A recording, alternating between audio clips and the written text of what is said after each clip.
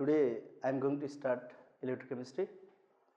यसमा हामी इलेक्ट्रोड र इलेक्ट्रोड पोटेन्शियलको बारेमा हाउ इलेक्ट्रोड पोटेन्शियल ओरिजिनेट्स र कुनै इलेक्ट्रोडको इलेक्ट्रोड पोटेन्शियलको भ्यालु कसरी डिटरमाइन गर्न सकिन्छ भन्ने बारेमा डिस्कसन गर्छौं। इलेक्ट्रोड भनेको के भन्दा यो भनेको कुनै एउटा मेटालिक रड हो, प्लेट हो, कोइल हो, फोइल हो, कुनै एउटा सलिड जसलाई त्यसैको सोलुसनमा इमर्स्ड गर्ने र यदि त्यसबाट इलेक्ट्रिक करेन्ट पास गर्न सकिन्छ भने that is called as electrode. कुनै एउटा सलिड जसलाई त्यसैको सोलुसनमा इमर्स्ड गर्यो र यदि त्यसबाट इलेक्ट्रिसिटी पास गर्न सकिन्छ भने त्यसलाई हामी के भन्ने त इलेक्ट्रोड भन्ने। सपोज मसँग m सोलिड छ, यसलाई मैले n+ एक्वा सोलुसनमा इमर्स्ड गरे र भने यसलाई हामी के नाम दिने गर्छौं त m इलेक्ट्रोड भनेर नाम दिने छौं। के नाम दिने यसलाई m इलेक्ट्रोड भनेर नाम दिने। कुनै सोलिडलाई त्यसैको सोलुसनमा इमर्स्ड गर्यो र त्यसबाट इलेक्ट्रिसिटी पास गर्न सकिन्छ भने त्यसलाई हामी इलेक्ट्रोड भन्ने। यसलाई इलेक्ट्रोडलाई सोलुसनमा राख्दाखेरिमा त्यसमा दुईटा रियाक्सन हुन सक्छ, either oxidation reaction or reduction reaction. त्यहाँ हुने रियाक्सनलाई हामीले हाफ सेल रियाक्सन भन्ने। के भन्ने त्यसलाई हाफ सेल रियाक्सन। अक्सिडेसन भयो भने सपोज यसमा अक्सिडेसन भयो भने it is called as oxidation half reaction. Oxidation half reaction यदि भयो भने m सोलिडले यो मेटल हो, मेटलमा फ्री इलेक्ट्रोन पनि हुन्छ। यो सोलिडले आफ्नो इलेक्ट्रोन त्यही लुज गरेर आफू चाहिँ सोलुसनमा कन्भर्जन भयो, n+ एक्वा सोलुसनमा कन्भर्जन भयो by losing n number of electron. यो m सोलिडले आफ्नो इलेक्ट्रोन त्यही छोडेर आफू n+ मा कन्भर्जन भयो। Due to the presence of that lost electron this electrode acquires negative charge. कसरी नेगेटिभ आएको रहेछ? यो m सँग फ्री इलेक्ट्रोन पनि छ, यसले आफ्नो फ्री इलेक्ट्रोन त्यही छोडेर आफू यहाँबाट बाहिर निस्क्यो नि त। सो इलेक्ट्रोडमा कुन चार्ज आयो? नेगेटिभ चार्ज आयो। अनि सोलुसनमा त n+ बढ्यो, अब n+ को प्रेजेन्सले गर्दाखेरि सोलुसनमा कुन चार्ज आउने भयो? पोजिटिभ चार्ज आउने भयो। After some time dynamic equilibrium exist between electrode and electrolytic solution. होइन, यसमा अक्सिडेसन भएन, यदि रिडक्सन भयो भने के हुन्छ त भन्दा त्यही सेम इलेक्ट्रोड छ, कुनै इलेक्ट्रोड छ, त्यो इलेक्ट्रोडलाई त्यसैको सोलुसनमा इमर्स्ड गर्दाखेरि त्यसैको सोलुसनमा इमर्स्ड गर्दा m सोलिडलाई n+ एक्वा सोलुसनमा इमर्स्ड गर्दाखेरि सपोज रिडक्सन हाफ रियाक्सन भयो, रिडक्सन हाफ रियाक्सन भयो भने यहाँ हुने रियाक्सन भनेको m+ एक्वा सोलुसनले n number of electron gain गरेर यो केमा कन्भर्जन भयो? m सोलिडमा कन्भर्जन भयो। यो एक्वा सोलुसनमा भएको mn+ ले यो इलेक्ट्रोडमा त फ्री इलेक्ट्रोन हुन्छ, यहाँ भएको फ्री इलेक्ट्रोन युज अप गर्यो, तानेर लग्यो भने र यो m सोलिडमा कन्भर्जन भयो भने यो इलेक्ट्रोडमा कुन चार्ज आयो? अब पोजिटिभ चार्ज आयो। पोजिटिभ चार्ज आयो भने नजिकैको सोलुसनमा कुन चार्ज आउँछ? अब नेगेटिभ चार्ज आउँछ। And after some time dynamic equilibrium exist between electrode and electrolytic solution. यदि क्लियर छ कुरा? सिम्पली यहाँ के भन्न खोजे भन्दा इलेक्ट्रोडलाई सोलुसनमा राख्दाखेरि electrode may undergo oxidation or there may undergo oxidation, there may undergo reduction. Oxidation भयो भने इलेक्ट्रोडमा कुन चार्ज आउने? अक्सिडेसन भयो भने इलेक्ट्रोडमा कुन चार्ज आउने? नेगेटिभ चार्ज आउने। रिडक्सन भयो भने इलेक्ट्रोडमा कुन चार्ज आउने? पोजिटिभ चार्ज आउने। इलेक्ट्रोडमा माइनस चार्ज आयो भने सोलुसनमा कुन चार्ज आउने रहेछ? प्लस चार्ज आउने भयो। इलेक्ट्रोडमा प्लस चार्ज आयो भने सोलुसनमा कुन चार्ज आउने भयो त? माइनस चार्ज आउने भयो। Means there is development of electrical double layer. Electrical double layer formation भयो, दुईटा अपोजिट चार्ज आयो।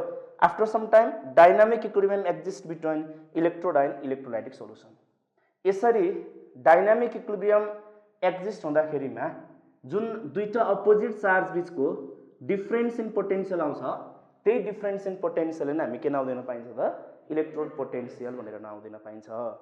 इलेक्ट्रोडलाई सोलुसनमा इमर्स गर्दा इलेक्ट्रोडमा आइदर प्लस अर माइनस, इलेक्ट्रोडमा प्लस आयो भने सोलुसनमा माइनस, इलेक्ट्रोडमा माइनस आयो भने सोलुसनमा प्लस, जुन दुईटा अपोजिट चार्ज आयो यो दुईटा अपोजिट चार्ज बीचको डिफरेन्स इन पोटेन्सियल नै हामी के नाउँ दिन पाइयो त इलेक्ट्रोड पोटेन्सियल भनेर नाउँ दिन पाइयो। This is the definition of electrode potential. अब यो इलेक्ट्रोड पोटेन्सियलको भ्यालु यो त डेफिनेसन यस्तो भयो भन्ने मात्रै कुरा भयो। यसको भ्यालु कसरी निकाल्ने त भन्ने कुरा गरौँ। यसको भ्यालु डिटरमाइन गर्नको लागि अब मैले भर्खर के भने इलेक्ट्रोडलाई सोलुसनमा राख्दाखेरि आइदर अक्सिडेसन अर रिडक्सन हुनुपर्ने भन्ने कुरा भयो।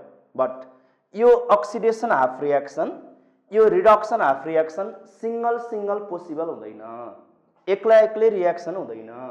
कति बेला मात्रै यो केस एराइज हुन्छ त भन्दा कति बेला मात्रै यो केस एराइज हुन्छ त भन्दा यदि यो जुन अक्सिडेसन हाफ रियाक्सन छ यसलाई हामीले हाफ सेल भन्ने, यो हाफ सेल र त्यो हाफ सेललाई इन्टरनल्ली केले कनेक्सन गर्ने सल्ट ब्रिजले कनेक्सन गर्ने, इन्टरनल्ली सल्ट ब्रिजले कनेक्सन गर्ने, इन्टरनल्ली सल्ट ब्रिजले कनेक्सन गर्ने, एक्सटर्नल्ली केले कनेक्सन गर्ने वायरले कनेक्सन गर्ने थ्रु भल्भ भोल्ट मिटर। यहाँ बीचमा अरू प्यारामिटर राखे पनि ठिकै छ, भल्भ भोल्ट मिटर राख्ने।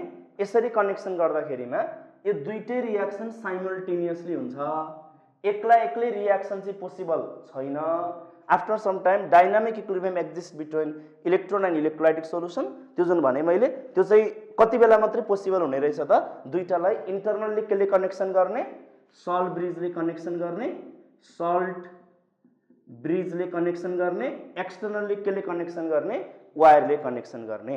जुन ओभरअल सेल बन्यो नि अब यो हाफ सेल छ यो अर्को हाफ सेल छ, दुईटा हाफ सेललाई इन्टरनल्ली सल्ट ब्रिजबाट एक्सटर्नल्ली वायरबाट कनेक्सन गर्दाखेरि जुन कम्प्लिट सेल बन्ने छ यो कम्प्लिट सेललाई चाहिँ हामी के नाउँ दिने गर्छौँ ग्याल्भानिक सेल भन्ने गर्छौँ। के नाउँ दिने यसलाई ग्याल्भानिक सेल। और यसको अर्को नाम के पनि हो भोल्टाइक सेल पनि हो। Absolute value of single electrode potential can not be determined. किन डिटरमाइन गर्न नसक्ने रहेछ? Oxidation half reaction single, reduction half reaction single कहिले पनि पोसिबल छैन।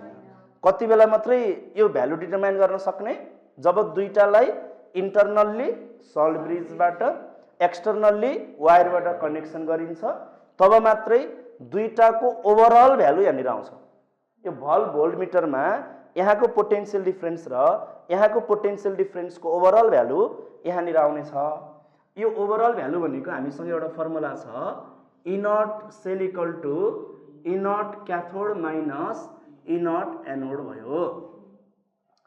यदि यहाँ अक्सिडेसन भयो भने यसले एनोडको काम गर्यो, यहाँ रिडक्सन भएको छ यसले क्याथोडको काम गर्यो। होइन यसको उल्टा भयो, यसमा रिडक्सन भयो भने यो क्याथोड हुन्छ, यसमा अक्सिडेसन भयो भने के हुन्छ एनोड हुन्छ। यो एनोड भयो भने यता क्याथोड, यता क्याथोड भयो भने यतापट्टि एनोड। अब यसरी यो जुन फर्मुला छ हामीसँग E nought cell equal to E nought cathode minus E nought anode, यो E नट सेलको ओभरअल भ्यालु यो भल्भ भोल्ट मिटरले दियो, ओभरअल भ्यालु आयो। अब यसको पनि भ्यालु अननोन, यसको पनि भ्यालु अननोन भयो भने कुनैको पनि आउँदैन, किन सिंगल भ्यालु त हामी डिटरमाइन गर्न सकिन्न। कति बेला मात्रै रियाक्सन पोसिबल हुन्छ त दुईटालाई सल्ट ब्रिजले इन्टरनल्ली एक्सटर्नल्ली वायरले जोडेपछि मात्रै रियाक्सन पोसिबल हुन्छ भने E नट सेलको भ्यालु जोड्दा आयो, दुईटै अननोन छ भने कुनैको पनि भ्यालु निकाल्न सकिन्न। अब कुनै एउटाको भ्यालु नन भयो भने दुईटा मध्ये कुनै एउटाको भ्यालु नन भयो भने अर्कोको भ्यालु हामी डिटरमाइन गर्न सकिन्छ। यसरी नन इलेक्ट्रोड पोटेन्शियल भ्यालु भएका इलेक्ट्रोडलाई हामीले रिफरेन्स इलेक्ट्रोड भन्छौँ। तर हामीलाई +2 को लागि चाहिँ जस्ट हाइड्रोजन इलेक्ट्रोड भन्ने मात्रै सम्झे पुग्छ। एक्लै एक्लै भ्यालु आउने कि नआउने? यसको एक्लै भ्यालु आउँछ कि आउन? आउँदैन। कुनै एउटाको भ्यालु निकाल्नु पर्यो भने यसलाई केसँग लगेर जोड्ने त? हाइड्रोजन इलेक्ट्रोडसँग लगेर जोड्ने। केसँग लगेर जोड्ने? हाइड्रोजन इलेक्ट्रोडसँग लगेर जोड्ने। यहाँनिर means standard electrode potential of an electrode is determined by using hydrogen electrode. अब स्ट्यान्डर्ड भने के त भन्दा यो जुन एक्वास भनेको छ नि हामीले, एक्वासको कन्सन्ट्रेसन कति? कन्सन्ट्रेसन 0.1 मोलार होला कि 10⁻² मोलार होला कि कति मोलार होला? यति नै हुनुपर्छ, कम्पलसरी छैन। बट 1 मोलार कन्सन्ट्रेसन नै लियो, टेम्परेचर 298 केल्भिन नै मेन्टेन गरियो, प्रेसर 1 एटम प्रेसर नै मेन्टेन गरियो भने यति बेलाको इलेक्ट्रोड पोटेन्सियल हामीले के नाउँ दिने गर्छौँ? स्ट्यान्डर्ड इलेक्ट्रोड पोटेन्सियल भनेर नाउँ दिने गर्छौँ। के भन्नेलाई? स्ट्यान्डर्ड इलेक्ट्रोड पोटेन्सियल भनेर नाउँ दिने। कति बेलाकोलाई? सोलुसनको concentration 1 molar, temperature 298 kelvin, pressure 1 atom pressure हुँदाखेरिको electrode potential is called as standard electrode potential. Standard electrode पोटेन्सियललाई डिनोसन गर्नको लागि ई मात्रै भन्यो भने इलेक्ट्रोड पोटेन्सियल भन्ने, ई नट गर्यो भने यो के भयो त? Standard electrode potential. मैले ई नट एमएन प्लस लेखेँ भने यसलाई पढ्ने कसरी? यसलाई रिडक्सन पोटेन्सियल भनेर पढ्ने कि अक्सिडेसन पोटेन्सियल भनेर पढ्ने कि? ई नट लेखे स्ट्यान्डर्ड भइहाल्यो। ई मात्रै लेख्यो भने इलेक्ट्रोड पोटेन्सियल, ई नट गरेपछि के भयो? Standard electrode potential. यहाँ अक्सिडेसन भयो कि रिडक्सन? यहाँ एम भनेको 0 अक्सिडेसन नम्बर, एन प्लस भनेको एन प्लस अक्सिडेसन नम्बर भनेको +2 +3 होला, भनेको यो अक्सिडेसन भयो कि रिडक्सन भयो? अक्सिडेसन भयो। यसलाई के भनेर पढ्ने? स्ट्यान्डर्ड अक्सिडेसन पोटेन्सियल भनेर पढ्ने। के भन्नेलाई? Standard oxidation potential. सिमिलरली मैले एन प्लस एम लेख्यो भने के भयो? रिडक्सन पोटेन्सियल भयो। ई नट गर्यो भने अब चाहिँ के हुन्छ? स्ट्यान्डर्ड रिडक्सन पोटेन्सियल हुन्छ। यो दुईटाको रिलेसनसिप के होला? यो दुईटाको रिलेसनसिप के होला? Standard oxidation potential is equal to minus of standard reduction potential हुन्छ। Standard oxidation potential is equal to minus of standard reduction potential. र जस्ट स्ट्यान्डर्ड इलेक्ट्रोड पोटेन्सियल मात्रै भन्यो भने चाहिँ हामीले के बुझ्नेछौँ त? रिडक्सन पोटेन्सियल हुन्छ भनेर बुझ्नेछौँ। आइयुपिएसी कन्भेन्सन, आइयुपिएसीले रिडक्सन पोटेन्सियललाई के मानेको छ? स्ट्यान्डर्ड फर्म भनेर मानेको छ। केही भनेको छैन भने रिडक्सन पोटेन्सियल, यो standard oxidation potential is equal to minus of standard reduction potential हुँदो रहेछ। त्यसको स्ट्यान्डर्ड इलेक्ट्रोड पोटेन्सियलको एक्लै एक्लै भ्यालु आउने कि नआउने? नआउने। केसँग जोडेर निकाल्ने त? स्ट्यान्डर्ड हाइड्रोजन इलेक्ट्रोडसँग लगेर जोडेर निकाल्ने। केसँग जोडेर निकाल्ने? स्ट्यान्डर्ड हाइड्रोजन इलेक्ट्रोडसँग लगेर जोडेर निकाल्ने। अनि अब स्ट्यान्डर्ड हाइड्रोजन इलेक्ट्रोड भनेको कस्तो होला त? त्यो बारेमा अलिकति कुरा गरौँ। स्ट्यान्डर्ड हाइड्रोजन इलेक्ट्रोडमा एउटा प्लाटिनम वायर हुन्छ, अनि यहाँ प्लाटिनम गज र प्लाटिनाइज्ड प्लाटिनम हुन्छ।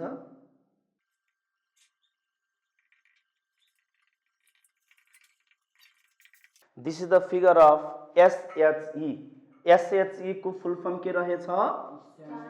Standard hydrogen electrode. Standard hydrogen electrode. यसलाई हामी के पनि भनिन्छ?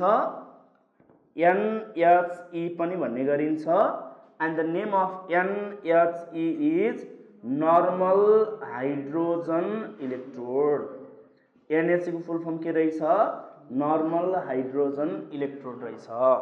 यसमा प्लाटिनम वायर इलेक्ट्रोन ट्रान्सफर्मेसनको लागि हाइड्रोजन ग्यास पास गर्ने 1 एटिएम को अनि प्लाटिनाइज्ड प्लाटिनम राखिन्छ। 1 मोलार HCl चाहिँ इलेक्ट्रोलाइट भयो। यो भयो standard hydrogen electrode. And this standard hydrogen electrode may act as anode or cathode. यसमा पनि एक्लै एक्लै रियाक्सन हुने कि नहुने? यसमा एक्लै एक्लै रियाक्सन हुने कि नहुने? नहुने। यसमा पनि रियाक्सन कति बेला मात्रै पोसिबल हुन्छ? जब यसलाई इन्टरनल्ली सल्ट ब्रिजबाट एक्सटर्नल्ली वायरबाट अर्कोसँग लगेर जोडिन्छ, तब मात्रै दुईटैमा रियाक्सन पोसिबल हुन्छ। यो प्लाटिनाइज्ड प्लाटिनमको काम के हो त यहाँनिर भन्दा, यहाँबाट हाइड्रोजन ग्यास जो पास गरिन्छ त्यसलाई होल्ड गरेर राख्नको लागि अक्लुजन टाइपको भनेर सम्झिँदा हुन्छ। प्लाटिनाइज्ड प्लाटिनमको काम भनेको to absorb past hydrogen gas. यहाँबाट जुन हाइड्रोजन ग्यास पास गरिन्छ त्यसलाई एब्जर्प्सन गर्ने काम केले गर्नेछ? प्लाटिनाइज्ड प्लाटिनमले गर्नेछ। This hydrogen electrode SHE may act as SHE may act as anode or cathode, एनोडको पनि काम गर्न सक्ने छ, यसले क्याथोडको पनि काम गर्न सक्ने छ। यसलाई अर्को कस्तो इलेक्ट्रोडसँग कनेक्सन गरेको छ त्यसमा डिपेन्ड गर्नेछ। एज एनोड भयो भने अक्सिडेसन हुने कि रिडक्सन हुने? एनोडमा अक्सिडेसन हुने कि रिडक्सन हुने? अक्सिडेसन हुने। H2 ग्यास एनोड भयो भने यसमा हुने रियाक्सन भनेको अक्सिडेसन हाफ रियाक्सन भनौँ, oxidation half reaction, oxidation half reaction.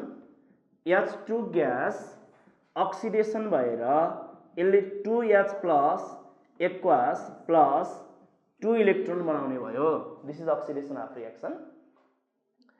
अनि यसको लागि रिप्रेजेन्टेसन लेख्नु पर्यो भने रिप्रेजेन्टेसन लेख्नु पर्यो अक्सिडेसन हाफ रियाक्सनको भने के गर्ने भन्दा यो H2 ग्यास चाहिँ लेख्ने 1 ATM को ग्यास पास गरेको हो नि हामीले यहाँबाट 1 ATM को। अनि यहाँ एरोको ठाउँमा चाहिँ सिंगल भर्टिकल लाइन राख्ने, एरोको ठाउँमा रियाक्सनमा एरो दिन्छौँ, रियाक्सनमा एरो दिन्छौँ, रिप्रेजेन्टेसनमा एरोको ठाउँमा के राख्ने? सिंगल भर्टिकल लाइन राख्ने। अनि यो H प्लस केमा कन्भर्जन भयो? एक्वासमा कन्भर्जन भयो। अनि सल्ट ब्रिज राखिन्छ, त्यसपछि डट डट डट डट अर्को क्याथोडको रियाक्सन हुन्छ। अनि यहाँ हाइड्रोजन आफैले इलेक्ट्रोनको ट्रान्सफर्मेसन गर्ने त होइन, इलेक्ट्रोन ट्रान्सफर्मेसनको लागि के राखेको छ हामीले? प्लाटिनम वायर राखेको छ। सो यसको अगाडि कमा प्लाटिनम सोलिड राख्ने। यो प्लाटिनम सोलिड किन राखेको?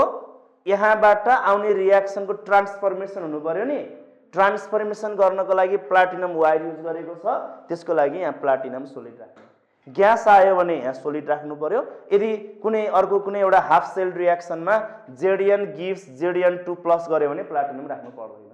कति बेला प्लाटिनम राख्नु पर्यो भन्दा यहाँ ग्यास आयो भने प्लाटिनम राख्नु पर्यो, यहाँ आयोन र आयोनै आयो भने त्यति बेला प्लाटिनम राख्नु पर्यो। Fe2 plus gives Fe3 plus टाइपको कुनै रियाक्सन आयो भने प्लाटिनम राख्नु पर्यो। जेडिएन सोलिड आयो, Mg सोलिड आयो भने प्लाटिनम राख्नु परेन। यो भयो हाइड्रोजन इलेक्ट्रोडको अक्सिडेसन हाफ रियाक्सन। सिमिलरली यदि यसले क्याथोडको काम गर्यो भने, एज क्याथोडको काम गर्यो भने अक्सिडेसन हुनु पर्यो कि रिडक्सन? क्याथोडको एनोडको काम गर्यो भने अक्सिडेसन भयो, क्याथोडको काम गर्यो भने के हुनु पर्यो? रिडक्सन हाफ रियाक्सन हुनु पर्यो।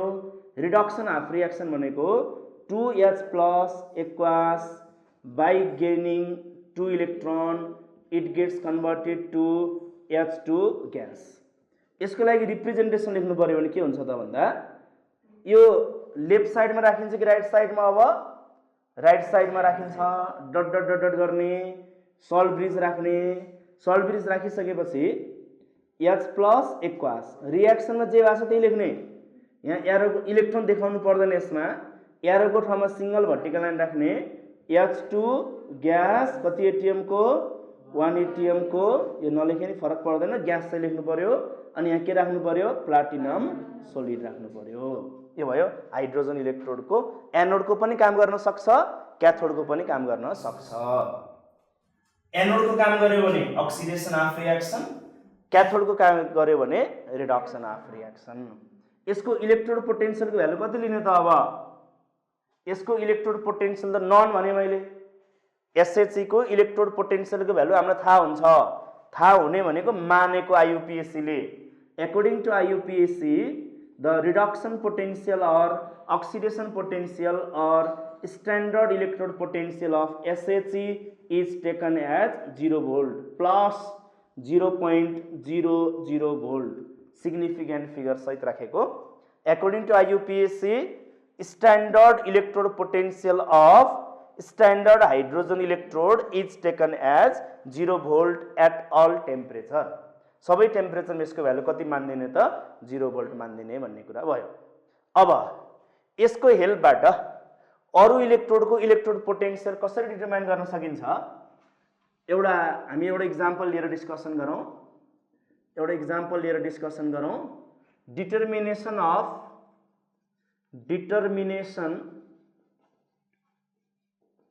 Of electrode potential electrode potential of zinc using standard hydrogen electrode.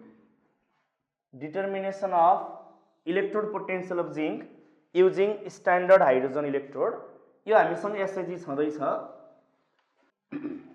यहाँ जिंक इलेक्ट्रोड लिने, जिंक इलेक्ट्रोड यसलाई यसैको सोल्युसन इमर्स्ड गर्ने।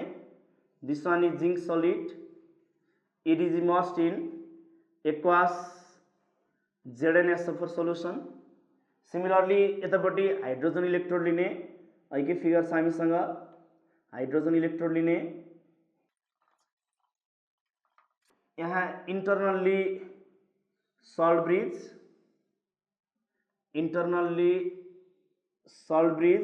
इमर्स्ड गर्ने, यहाँनिर इमर्स्ड गर्ने। यसको इन्डमा सानो कटन प्लग राखेको हुन्छ सल्ट ब्रिजमा। अनि एक्सटर्नल्ली केले कनेक्सन गर्ने, वायरले कनेक्सन गर्ने थ्रु बल भोल्टमिटर। यहाँबाट हाइड्रोजन ग्यास पास गर्ने 1 ATM को। अनि यहाँनिर कति मोलार HCl, यो 1 मोलार HCl। अनि zinc sulphate standard hydrogen electrode छ, यसको पनि स्ट्यान्डर्ड इलेक्ट्रोड पोटेन्शियल निकाल्नु पर्यो भने यसको कन्सन्ट्रेसन पनि कति मोलार मेन्टेन गर्ने, 1 मोलार मेन्टेन गर्ने। यति बेला this zinc electrode acts as anode and SHC acts as cathode. Zinc इलेक्ट्रोडले एनोड को काम गर्नेछ, एसएचसी ले क्याथोड को काम गर्नेछ। अनि यसले एनोड को काम गर्यो भने यसमा अक्सिडेसन रिएक्सन हुनु पर्यो। जेडिएन सोलिडले दुईटा इलेक्ट्रोन लस गरेर Zn2+ एक्वासमा कन्भर्जन हुनु पर्यो। यसमा रिडक्सन रिएक्सन हुनु पर्यो। 2H+ एक्वासले दुईटा इलेक्ट्रोन गेन गरेर H2 ग्यासमा कन्भर्जन भएको हुनु पर्यो। सो दैट अक्सिडेसन रिएक्सन भयो भने यो इलेक्ट्रोडमा माइनस आयो, रिडक्सन रिएक्सन भयो भने यहाँ कुन चार्ज आउने भयो, प्लस चार्ज आउने भयो। यति बेला इलेक्ट्रोनको फ्लो यो जिंक इलेक्ट्रोडबाट कतातिर हुनेछ, एसएचसी तिर हुनेछ, स्ट्यान्डर्ड हाइड्रोजन इलेक्ट्रोडतिर हुनेछ। अब यसको लागि इनर्ट सेलको ओभरअल रिडिङ यहाँनिर आयो।